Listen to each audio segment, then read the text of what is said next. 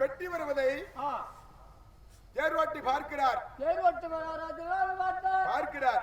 இப்படி பெட்டி வருவதை பார்த்து இந்த பெட்டியை எடுத்து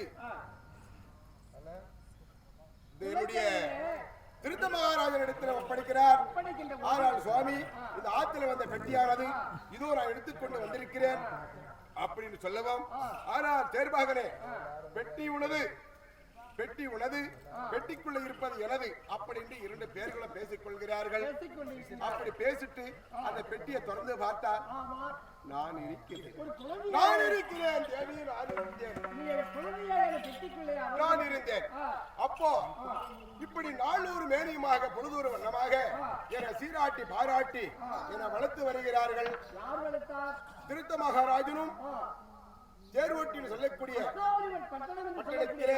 நான் வளர்ந்து வருகின்ற காலத்தில் என்னுடைய தகப்பன் சொல்லக்கூடிய என்னை எடுத்து வளர்த்த திருத்த மகாராஜனுக்கு ஒரு சாபத்தால ஒரு நாளைக்கு 22 கல சோறு சாப்பிடுவார். இந்த சாபத்து 32 கல சோறு ஒரு நாளைக்கு. இந்த 32 கல சோத்துல ஒரு பிடி எடுத்தால் மறுபிடி எடுப்பதற்கு முன்னாடி அந்த களத்திறப்பு புழுவாக இருந்து விடுமா. அப்படி அவருக்கு சாபம், அவருடைய சாபம். அப்படி 32 கலத்தை சோத்த ஒவ்வொரு நாளும் அவாய்ட் பண்ணி சாப்பிட்டுட்டு வராரு. இந்த தினத்திலே ஒரு நாள் ஒரு வாய் எடுத்து அவர் என்னுடைய தந்தை சாப்பிட மறாவது பிடிக்கலாம் நான் அந்த கலத்திலே கையை வைத்தேனா, வைத்த உடனடியாகவே அந்த கழுத்து புழு நீங்கி விட்டது. நீக்கிறதுனால என் தந்தையாரா கழுத்து புழுவை நீக்கிறதுனால். ஆனால் தேர்வோட்டி, இந்த குழந்தைக்கு என்ன பேர் வைத்திருக்கிறாய் அப்படி என்று கேட்கிறார் திருத்த மகாராஜன். அப்படி திருத்த மகாராஜன் கேட்கும் போது தேர்வோட்டி என்ன சொல்கிறார்?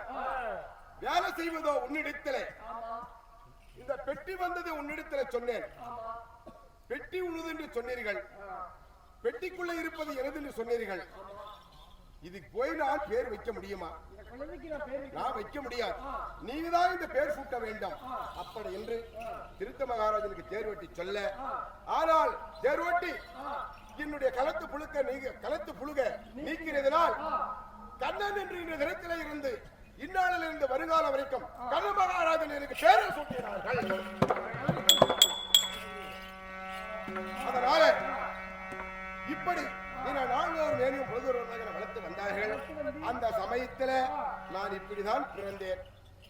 இந்த தேர்வோட்டி எடுத்து வளர்த்ததினால் தேர்பாகன் என்றும் என்ன ஆச்சாரி பிள்ளை என்றும் கம்மாள பிள்ளை என்றும் எனது எளிதமா பேசுகிறேன். அம்மா நம்ம ஆமா என்னதான் சொன்னது, என்னதான் சொன்னாங்க, வேற யாரும் சொல்ல. அதனால அம்மா என்ன சொல்றது கேளுங்க.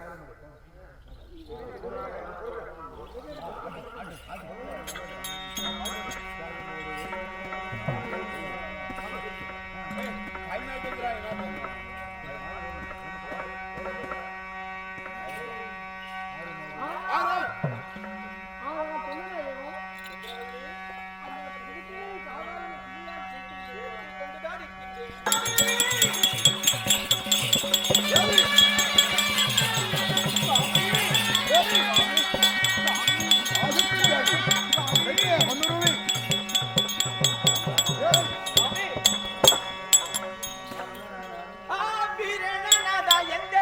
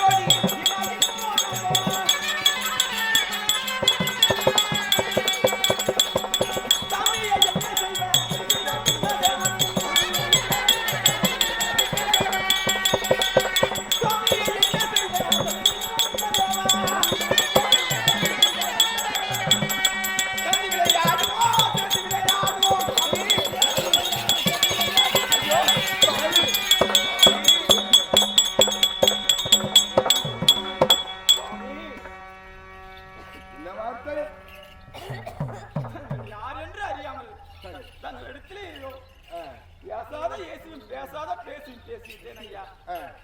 தங்களை மன்னித்து அருளும் சுவாமி. தேவி, பேசாத ஏசியும் பேசாத வார்த்தைகளும் இது ஒன்றும் நான் தவறாக நான் நினைக்கவில்லை.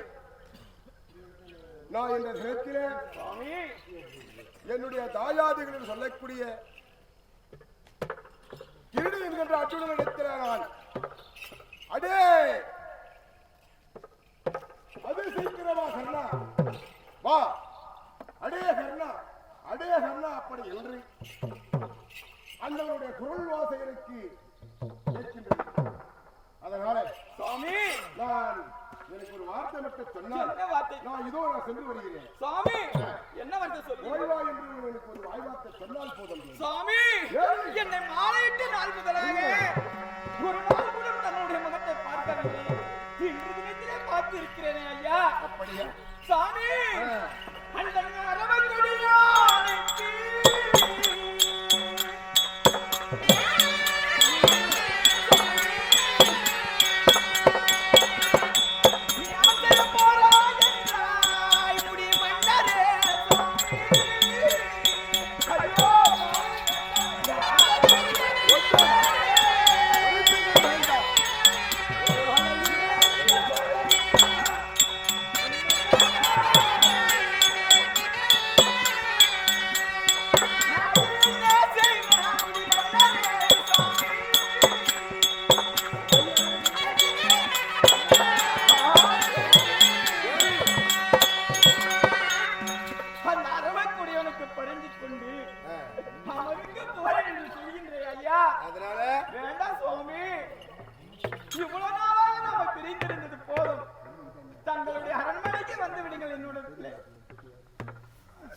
என்ற வார்த்தை நான் போக கூடாது.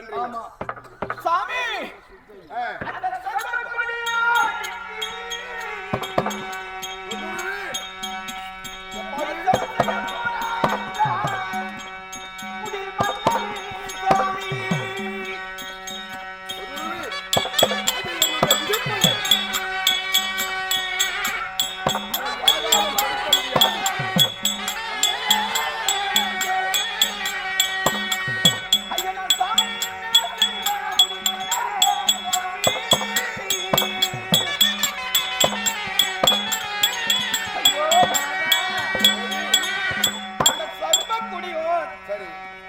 மகனாமுடி படித்தவன் அரவக்குடியோ அந்த சர்வக்குடியிலும் நீ சமர் செய்ய போற என்கிறாயே.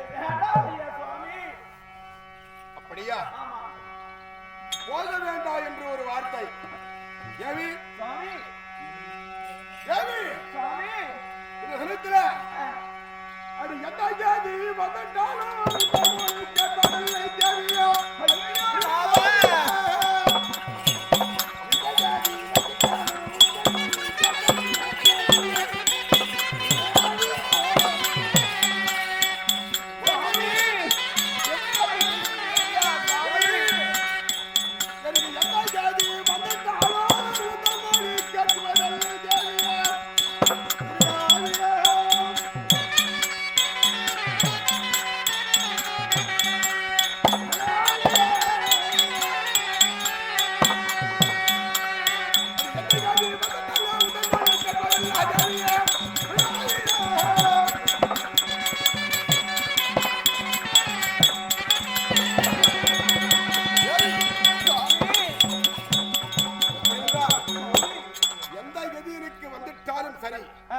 உன் வார்த்தையை மட்டும் இன்று தினத்தில் நான் கேட்பது கிடையாது.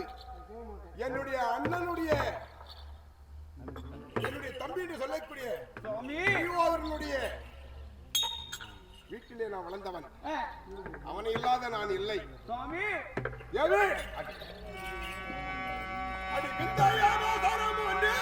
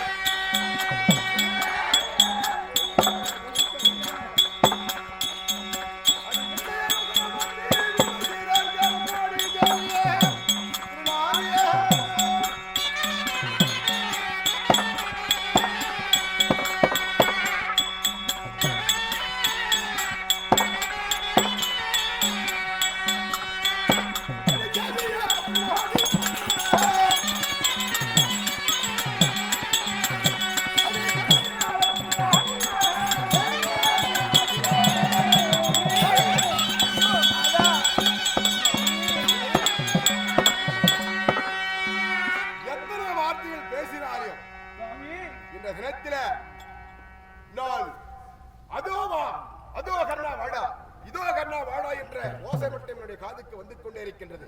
என் மார்பில படுகின்றது. நான் சற்று நேரம் இங்க தங்க முடியாது. ஒரு வார்த்தை தான். எத்தனை கஷ்டங்கள் வந்தாலும் சரி, எத்தனை இன்னல்கள் வந்தாலும் சரி, உன்னுடைய வார்த்தை கேட்பதற்கு நான் கிடையாது. சுவாமி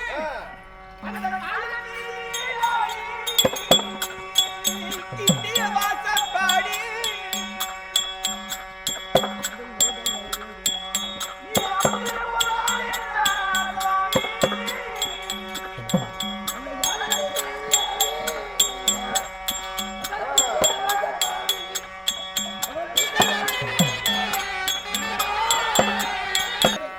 எப்படி தெரியுமா? எப்படி?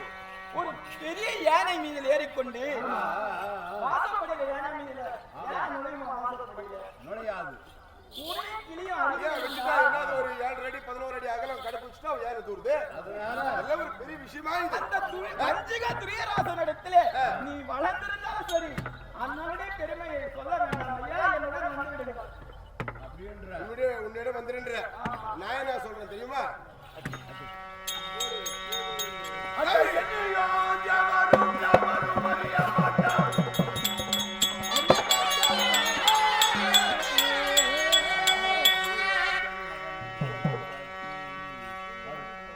அந்த மன்னன் திருநாட்டின் மகன் என்று என வளர்த்தான்.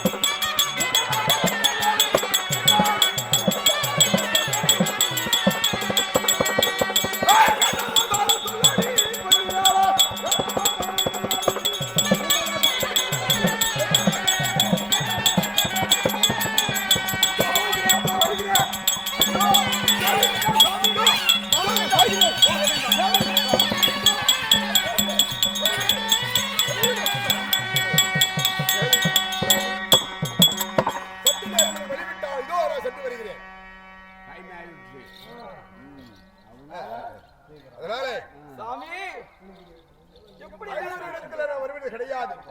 மாண்டாடு வீர சொர்க்கம் அங்க தயார் நிலை இருக்குது. நான் மாண்டு விட்டால் தற்காலிகமாகவே வீர சொர்க்கம் நான் அடைந்தேனால் வைகுண்டத்தில் தயார் நிலை இடம் இருக்கிறது.